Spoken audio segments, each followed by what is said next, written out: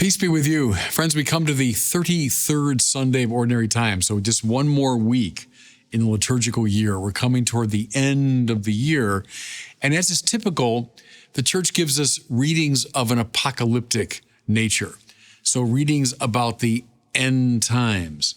The first one for today is from the wonderful book of Daniel, one of my favorites in the Old Testament, a strange book full of different types of literature, really. But you'll find in Daniel some apocalyptic texts. Now, one that's very important in terms of the New Testament is found in Daniel chapter 7. Daniel has a vision. He said, I saw the Ancient One, so God, on a throne. Then he says, coming on the clouds, one like a son of man. He says rather enigmatically. But this one like a son of man takes his seat at the right hand of the Ancient of Days. And the Ancient of Days hands over to him power as though he's a kind of plenipotentiary. And I say, okay, what does all that mean? Well, it haunted the imaginations, especially of first century Jews. God is going to give power to one like a son of man who is going to rule and reign in his name. A messianic figure indeed, but one of cosmic significance. Not just one more, or just a Davidic king, an earthly king, but a cosmic ruler. Now, how important this text is becomes especially clear when we look at the scene of Jesus and the trial of Jesus, the end of his life. When they ask him, are you the Messiah? I am. And you will see the Son of Man coming on the clouds in glory. That's when the high priest tore his robes because he thought he'd heard blasphemy. What was Jesus doing? He was citing precisely Daniel 7 and claiming that identity as his own.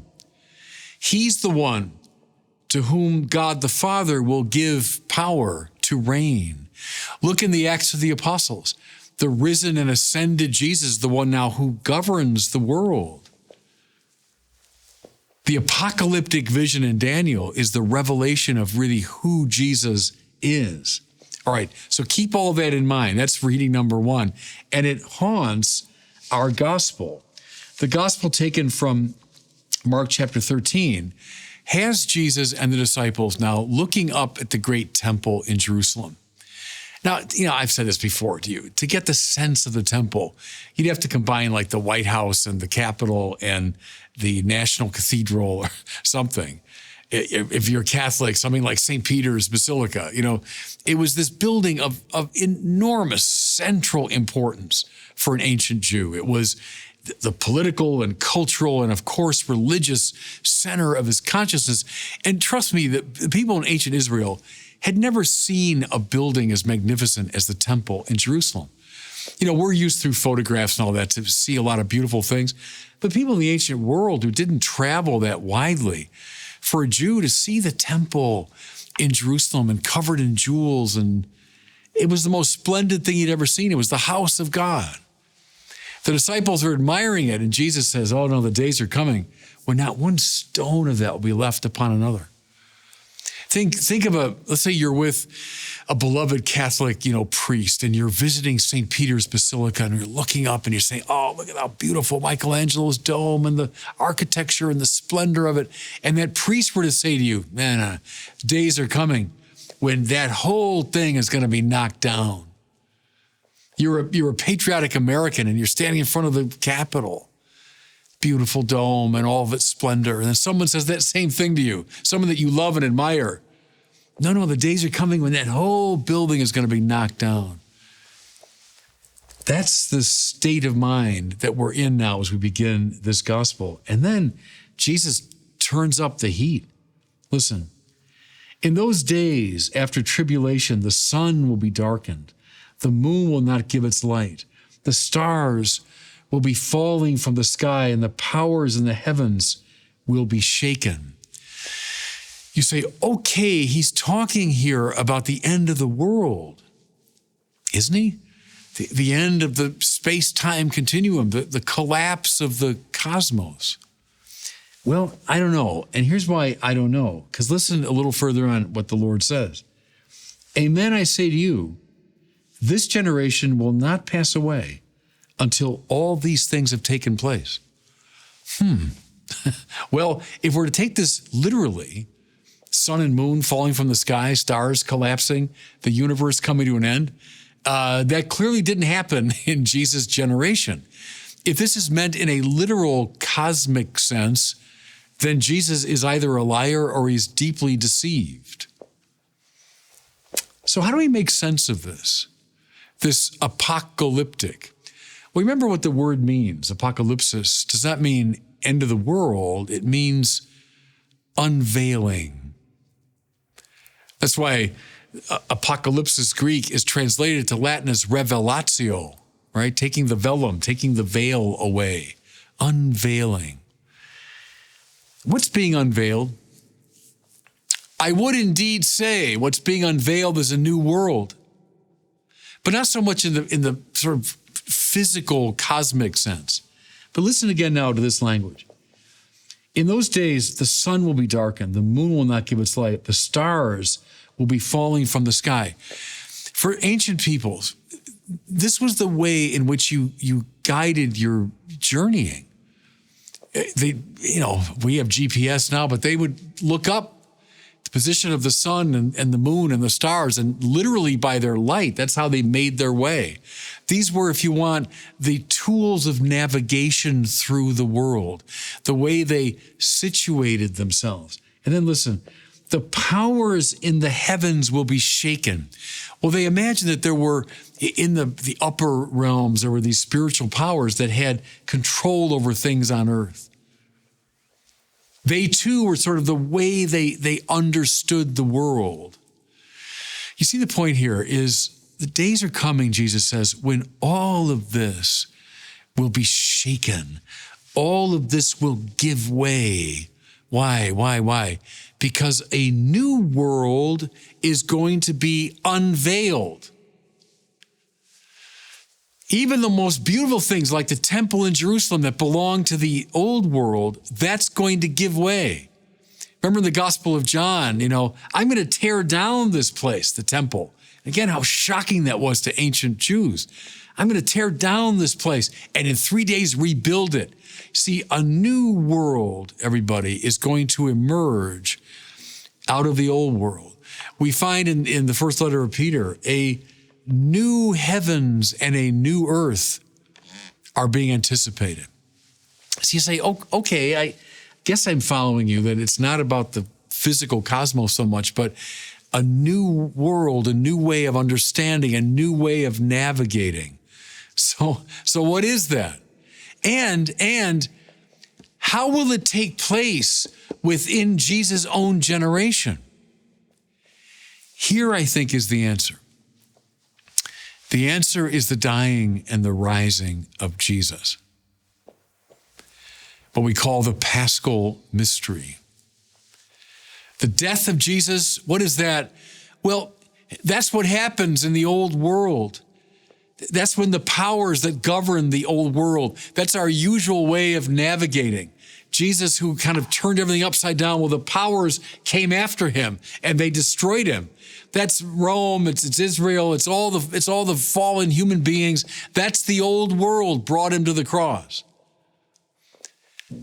But in now the resurrection of Jesus from the dead, what emerges? A new world. A new world. I don't know any other way to put it. A whole new world has opened up because now we know what? Death does not have the final word. Death is not the definitive end. And those political powers that predicated themselves upon the fear of death, the threat of death, they do not hold sway any longer.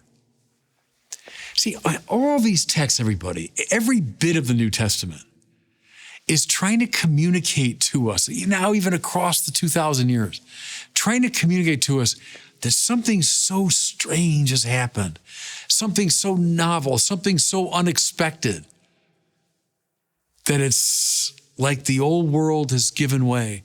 Our old manner of navigating, it doesn't make any sense. In fact, a new heavens has emerged. There are new stars, a new sun, new moon, meaning a new way of navigating ourselves through the world. Think of the first followers of Jesus that go forth with this word of resurrection on their lips, with this word of the lordship of Jesus. And what happened to them? Well, they all got killed for their trouble because they were navigating in this old world, but with a whole new world on their lips, and they were embodying a new world. That's what's been unveiled through the dying and the rising of Jesus. Think of the saints here up and down the ages. They're strange, the saints. And you see why? Because they're in this old world, if you want, but they're not of it. They don't operate according to its logic. They don't navigate by those old stars. Think of Mother Teresa. I'm going to go in the streets of the worst slum in the world and begin caring for the sick and the dying. What are you, crazy? Yeah, you are crazy by the old standards.